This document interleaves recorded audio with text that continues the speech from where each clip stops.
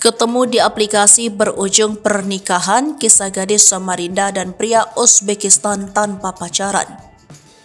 Nada Rabadana mengaku tak pernah berpacaran sebelumnya menikahi suaminya yang merupakan bule asal Uzbekistan.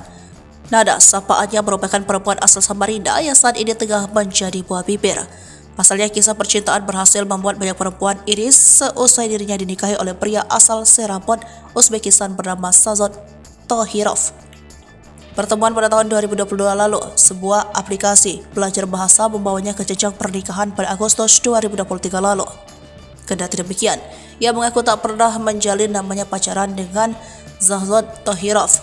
Ya nggak ada namanya pacaran, kita kenalan, temenan sama-sama belajar bahasa gitu sih, ungkapnya kepada Tribun Jakarta pada Kamis 7 September 2023. Tahun lalu ia mendapat beasiswa Turki Burslari lantaran perkuliahan yang memakai bahasa Turki, maka aplikasi tersebut didownloadnya.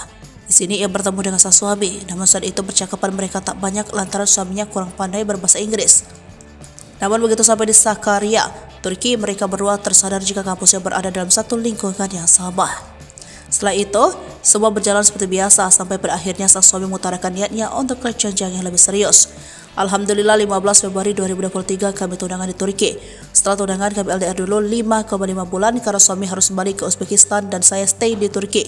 Kemudian 1 Agustus kami berangkat sama-sama dari Turki ke Indonesia.